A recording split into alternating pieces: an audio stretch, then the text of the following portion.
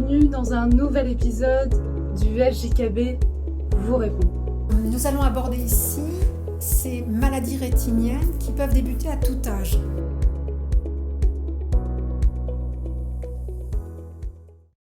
Question. Qu'est-ce que l'amorose congénitale de Leber? Bonjour tout le monde.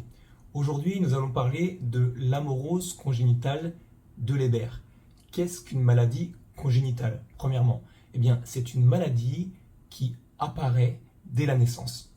L'amorose congénitale de Leber, c'est une maladie rare et génétique qui appartient au groupe des dystrophies rétiniennes. Elle se caractérise par une dégénérescence de la rétine et une perte progressive des photorécepteurs, c'est-à-dire des cônes et des bâtonnets.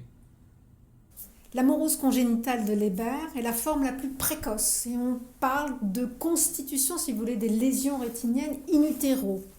C'est un enfant qui va naître avec ce qu'on appelle un nystagmus, donc une errance du regard, il ne peut pas fixer, et c'est un enfant qui va avoir un comportement de malvoyance, il ne va pas interagir, il va être souriant au bruit, il va réagir au bruit, mais la perception de son environnement est compliquée. Comme nous le disions ultérieurement, cette maladie apparaît dès la naissance ou au cours des premiers mois de vie. Il est important maintenant d'expliquer un tout petit peu le terme de nystagmus. Le nystagmus est un mouvement involontaire de l'œil. C'est un mouvement réflexe qui permet à l'œil de rechercher des informations visuelles. Et dans le cas d'une maladie comme l'amorose de Leber, l'œil ne trouve pas d'informations parce que la vision est trop faible, ce qui fait que l'œil bouge de façon réflexe sans trouver d'information à laquelle se raccrocher et il bouge de façon automatique. Je vous rappelle qu'un enfant n'a pas 10 dixièmes à la naissance. Il va avoir une étape de maturation de son système visuel. C'est une étape essentielle. Ça permet d'éviter ce qu'on appelait les amblyopies. Nous avons tous dans notre famille un grand-père ou une grand-mère qui ne voit pas bien d'un œil parce qu'il n'a jamais été rééduqué suffisamment tôt, alors qu'il n'a aucune maladie sur la rétine. Je rebondis sur une chose. Sébastien, dis-nous, qu'est-ce que c'est que l'amblyopie? Afin que tout le monde comprenne. Lorsqu'on parle d'amblyopie, on parle de lazy eye, d'œil feignant, c'est-à-dire que l'un des deux yeux a une acuité visuelle moindre, beaucoup moins importante que l'autre œil qui est dominant. Et cette amblyopie, ce lazy eye, est due à son inutilisation durant le développement visuel. Merci à vous deux pour toutes ces explications. J'ai encore une question. Est-ce que cette maladie évolue ou est-ce qu'elle peut se stopper à l'âge adulte? Ces enfants qui ont une amorose congénitale de Leber, il est essentiel sur les 6-7 premières années de leur vie de ne rien céder, de ne rien lâcher, de leur permettre d'avoir la meilleure acuité visuelle qu'ils puissent avoir.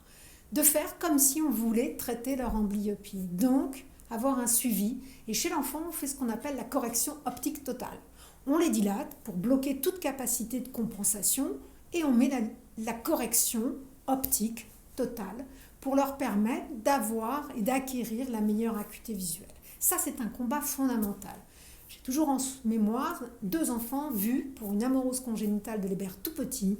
Je les ai revus à 5-6 ans. Ils avaient pour l'un 6-7 dixièmes, pour l'autre plutôt 4-5 dixièmes. Donc une acuité visuelle qui leur permettait d'avoir une vie normale et une scolarité normale. Dans ces amoroses congénitales de Leber, qui ont un début donc précoce, ce sont les mêmes gènes que ceux de rétinite pigmentaire ou que ceux d'atteinte maculaire plutôt centrale.